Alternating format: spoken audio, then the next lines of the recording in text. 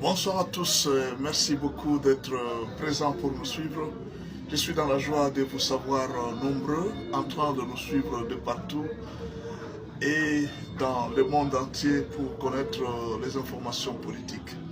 Où est-ce qu'on en est avec la guerre de l'Est? Je vais vous donner les actualités chaudes de ce soir. On a vu dernièrement le président Félix Tshisekedi vient d'envoyer son émissaire dans tous les pays, 9 pays africains. Monsieur Anzoluni a circulé dans les 9 pays, l'Afrique du Sud, la Tanzanie, il est parti je crois en Angola aussi, au Tchad, il a circulé dans plusieurs ambassades, plusieurs pays africains, avec un message confidentiel. Je vais d'abord vous dire en passant que les messages confidentiels ne se livrent pas au téléphone. Le président envoie les messages par un émissaire. Ce sont des messages qu'on ne voudrait pas que certaines personnes puissent connaître. Ça, c'est la première information. Quel est le contenu du message? C'est difficile de connaître. En tout cas, c'est difficile de connaître parce que c'est un message confidentiel. Ce n'est destiné qu'à un président de la République. Par exemple, pour le moment, le message n'est connu que par la présidente de la Tanzanie, le président de l'Afrique du Sud, le président du Tchad, le message est connu par ce genre-là. Alors, qu'est-ce qui peut être le contenu de ces messages? Est-ce qu'on ne peut même pas suspecter quelque chose que le président peut communiquer à tous ces 9 présidents? Il y a, personnellement, moi ça c'est ma pensée. Personnellement, je pense que, vu la situation qui se passe au pays, le président Félix Tshisekedi a eu beaucoup de maîtrise.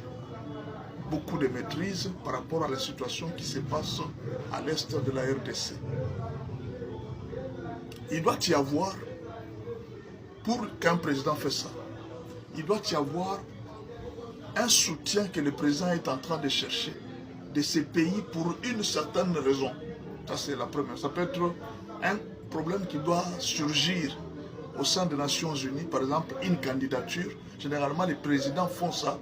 S'il y a une candidature qu'on attend, on dit bon, il y a une candidature que nous voulons que vous puissiez nous soutenir ou nous voter. La deuxième chose, ça peut être une résolution. Comme c'est la RDC qui est à la présidence des Nations Unies, la RDC peut prendre une résolution d'ici là. Ça peut être contre le Rwanda, contre un pays. La RDC peut demander à ces pays-là un soutien quand il s'agira du vote. Veuillez nous soutenir dans ce vote-là. La RDC peut miser quelques présidents et dire nous avons besoin de votre soutien pour une résolution que nous voulons faire passer à l'ONU. Vous voyez, ça peut être dans une lettre, le président demande un soutien parce que bientôt nous voulons faire passer telle loi, nous avons besoin de votre soutien pour que cette loi puisse passer. Ça peut être une autre possibilité. La troisième possibilité dans une telle lettre, ça peut être une demande d'aide. Dans un soutien, dans une opération que le président Félix Tshisekedi peut faire peut-être dans une guerre, n'est-ce pas? Il demande l'aide, il dit voilà, moi je suis en guerre avec mon voisin, mais le voisin ne veut pas se résoudre, ne veut pas la paix. J'ai besoin de votre soutien pour que vous puissiez me soutenir d'une manière ou d'une autre avec ça, nous sommes en relation bilatérale. Est-ce que vous ne pouvez pas me soutenir avec l'armée, avec ceci, avec cela, ou bien du matériel, ou même du service de renseignement? Comme ça, moi je peux attaquer mon voisin calmement, en pensant qu'il n'y ait pas de problème. Ça peut être aussi une mise en garde que le président Félix Tshisekedi dit à tous les autres pays. Il dit non, en fait, il y aura une guerre. Soyez témoins de ce qui va se passer bientôt entre la RDC et le Rwanda. Parce que jusque-là, vous devez savoir que la RDC n'a jamais répliqué à toutes les attaques que le Rwanda est en train de faire. La RDC n'a jamais répliqué. Peut-être que le président Félix Tshisekedi est en train de prendre une décision de répliquer officiellement. Mais alors, il signale déjà toutes les ambassades que bientôt, je peux répliquer. Bientôt, je peux attaquer moi aussi le Rwanda. Qu'est-ce qui empêche que la RDC, à partir de Kisangani, puisse lancer un drone qui atteigne directement Kigali? Rien n'empêche. Le président Félix Tshisekedi peut le faire. Vous voyez, rien n'empêche. Il peut signaler, il commence à préparer le terrain. Parce qu'il y a la souveraineté de la RDC est démise. La RDC doit se défendre. C'est en cas de légitime défense. Ces populations sont en train d'être tuées. La RDC peut se défendre. Tout comme ça peut être de preuves accablantes, peut-être de l'armée rwandaise, de ce que les Rwandais ont fait, ou alors des violations graves que les Rwandais sont en train de faire dans des pays. Donc tout ça là, on ne sait pas. ça peut être de l'aide qu'il demande, l'aide militaire, ça peut être une annonce qu'il donne pour dire que je vais attaquer officiellement le Rwanda, parce que ça doit être secret. Bon, c'est confidentiel, de toutes les façons, restons aussi dans le confidentiel. La deuxième chose, c'est une information que j'adresse pour les gens de Goma. Je devrais dire quand même quelque chose à tous nos frères qui sont à Goma. Il faudra quand même qu'on vous le dise, hein? Vous devez vous calmer. N'ayez pas peur. Vous savez, beaucoup de gens sont en train de... Il y a beaucoup d'informations qui sont en train de circuler. Oh non, Kagame ne quittera pas l'Est du pays. Voilà, d'ailleurs, il est en train de se renforcer. Il est en train de faire... Les Américains ne font rien, oui. Certes, les Américains, apparemment, ils ne font rien. Mais, bon, vous l'avez aussi remarqué. Mais je vais vous donner une histoire. Vous savez, quand Mugabe s'est révolté contre l'Occident, vous savez ce qu'il avait fait? Il avait eu juste par des sanctions. Des sanctions, l'objectif des sanctions, c'est de pousser le peuple à te haïr. C'est ça l'objectif des sanctions. Les sanctions, c'est un moyen de te tuer par ton propre peuple. Le peuple va te haïr. Il y aura la famine, il y aura la souffrance, il y aura beaucoup de problèmes. Mais vous savez, après que les Occidentaux ont sanctionné Mugabe, vous savez combien d'années Mugabe avait fait au pouvoir? Mobutu a été rejeté depuis les années 1990. Vous savez après combien de temps Mobutu a quitté le pouvoir? En 1997, 7 ans après que les Occidentaux lui aient dit de quitter le pouvoir. Vous voyez un peu? Donc ce sont des choses qui peuvent prendre du temps. N'est-ce pas? Ces sanctions prennent du temps. Mais c'est à la RDC de s'organiser d'elle-même pour contraindre le Rwanda de partir. Mais en attendant, nous sommes déjà dans les bons.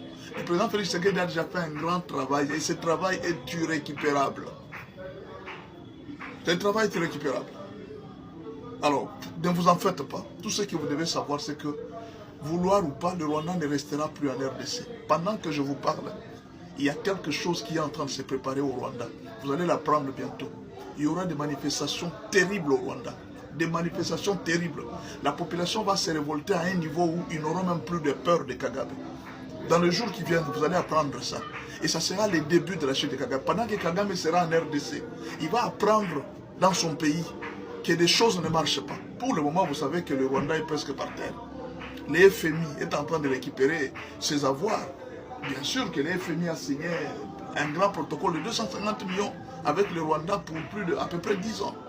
Et le Rwanda a déjà reçu, a déjà décaissé près de 35 millions. La première tranche, le FMI lui a donné. D'ici en 2026, le Rwanda avait reçu déjà cet argent, je crois que ça va être au mois de mars ou au mois de mai. Le Rwanda avait reçu l'argent de FMI. Mais maintenant, là, le FMI s'est rendu compte que beaucoup d'argent qui était au Rwanda, avec l'enquête de l'ONU, c'était de l'argent volé, pillé et tout ça. Et ce qui fait que l'entreprise qui avait beaucoup d'argent au Rwanda est en train d'être sanctionnée. Et ça, le Rwanda risque de traverser un moment très difficile. Mais en fait, vous savez, je ne sais pas si vous avez suivi, la France a demandé au Rwanda de quitter la RDC. Vous allez me dire que non, parce que mais la France a toujours dit ça, la France est hypocrite. Oui, vous avez raison. Mais pour le moment là, il y a déjà une sorte de compromis entre les États-Unis et les Français. Ils ne veulent pas se battre au sein de la RDC. C'est pourquoi la France demande. Parce que le seul soutien que le Rwanda avait aux Nations Unies, c'était la France. Mais là, c'est la France qui demande encore de nouveau aux Rwandais de retirer leurs troupes. Alors, je suis très sûr que Kagame ne pourra jamais pardonner à Kabila. Il ne lui pardonnera jamais. Pourquoi? Kagame avait demandé à Kabila depuis très longtemps d'être le chef de mouvement. Que ce soit toi qui es le chef de mouvement. Kabila avait refusé. Il dit, vu la position que j'ai, je ne saurais pas être chef de mouvement pour le moment. Je préfère envoyer Nanga, que ce soit moi-même qui soit là. Kagame avait souhaité que ce soit Kabila. Et maintenant, au finish, voyant ce que Nanga a fait, Kagame est très déçu parce que les sanctions sont tombées sur Nanga, sur le M23 et sur les autres. Et maintenant, Kagame a dit à Kabila, il dit, mais je t'avais dit ça depuis longtemps. Tu vois maintenant? Maintenant, là, on veut lui donner le poste de président, mais c'est déjà trop tard. Trop tard, pourquoi? Parce qu'à l'heure actuelle, le M23 est déjà sanctionné par la communauté internationale. Ce qui fait que si Kabila s'hasarde à devenir président du M23, il s'expose lui-même aussi aux sanctions. Imaginez, il a une cinquantaine d'années. Kabila a une cinquantaine d'années. Et si tu as aujourd'hui des sanctions de l'ONU, tu vas voyager dans quel pays? En RDC, il a déjà des problèmes. Et demain, il ira dans quel pays? Ça deviendra un problème très sérieux pour lui. Donc, il ne peut pas risquer de prendre... C'est un grand risque si Kabila aujourd'hui se décide de prendre ce poste du M23. Mais attendons voir. Ce qui est sûr, soyez sûrs que nous sommes dans les bons et cette victoire est certaine. Merci beaucoup et à la prochaine.